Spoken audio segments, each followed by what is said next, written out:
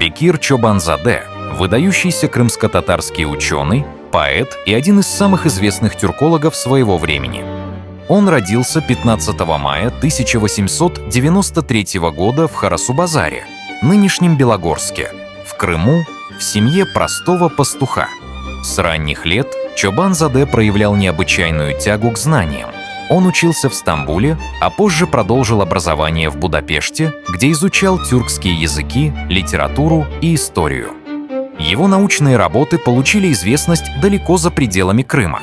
Бекир Чобанзаде занимался развитием крымско-татарского языка, писал стихи и преподавал в университетах.